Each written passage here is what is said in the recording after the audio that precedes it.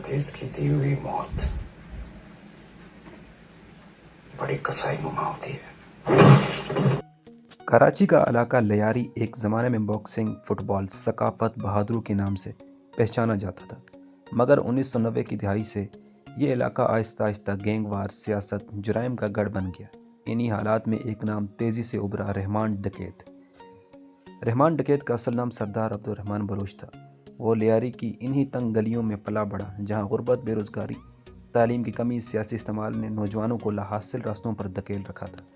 रहमान कम उम्री में ही छोटे मोटे जराइम में मुलव्वस हुआ और वक्त के साथ साथ गैंग वॉर के सीनियर जराइम पेशा अफराद की इसकी सलाहियत को देखकर इसे अपने ग्रोह में शामिल करने लगे। दूसरी जानिब लियारी के नौजवान जो रियासती तवज्जो से महरूम थे, अक्सर जराइम पेशा ग्रोहों के हाथों इस्तेमाल होने लगे। रहमान भी इसी फिजा में परवान चढ़ा। लियारी की सियासत हमेशा से पीपल्स पार्टी के ज़ेर असर रही। यहाँ के लोग भुट्टो ख़ानदान से जज्बाती लगाव रखते थे, मगर साथ ही साथ सियासी जमातें मुकामी गैंग्स पर इन्हिसार भी करती थी, कभी वोटों के लिए, कभी इलाके में गलबा बरकरार रखने के लिए। 1990 से 2008 तक की लियारी की सूरत हाल कुछ यूँ थी। सियासत, गैंगवार, ताकत। सियासी लोग अपने मुखालफिन के दहाने के लिए अक्सर मुकामी गैंग्स की पुष्टपनाही करते थे। गैंग अपनी ताकत बढ़ाने के लिए सियासी छतरियों का सहारा लेते। यूँ सियासत और जराइम के एक दूसरे के ज़रिए ताकतवर होते गए। लियारी की आम लोग दो तरफा जुल्म का शिकार थे। एक तरफ गैंग का खौफ, दूसरी तरफ पुलिस और कानून नाफिज करने वाले इदारों की कार्रवाइयाँ। पुलिस भी मुकम्मल तौर पर गैंगवार को ख़त्म न कर सकी। कभी सियासी दबाव, कभी वसाइल की कमी, कभी गैंग्स की मजबूती, अवामी जने। इस माहौल में रहमान डकैत ने अपना नाम बनाया। रहमान ने 2000 के बाद अपना मजबूत गैंग बनाया। इसकी ताकत बढ़ने के 3 बड़ी वजूहात थी।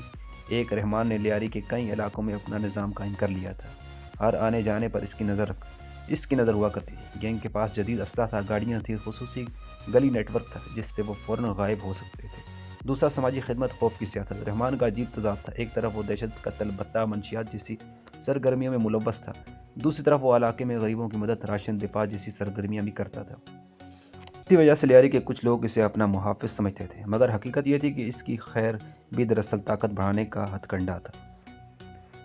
तीसरी ये कि सियासी पुष्टपनाही। मुख्तलिफ सियासी लोग इसे अपने कामों के लिए इस्तेमाल करते। गैंग भी इंतखाबात में सपोर्ट दिए बगैर नहीं रहते थे। यही वजह थी कि वो पकड़ा ज़रूर जाता, मगर लंबे अरसे जेल में नहीं रहता था। जराइम और तशद्दुद। रहमान डकैत पर दर्ज इल्ज़ामात ये थे: कत्ल, बत्ताखोरी, अगवा बराह तरान, मुसल्लह वारदातें, मंशियात का कारोबार, पुलिस पर हमले, गैंग वार में दर्जनों अफराद का कत्ल। इसकी सबसे खौफनाक शोहरत यह थी कि वो इंतहाई बेरहम था और अपने ही मुखालिफ को, गैंग्स के लोगों को बेदर्दी से कत्ल कर दिया करता था।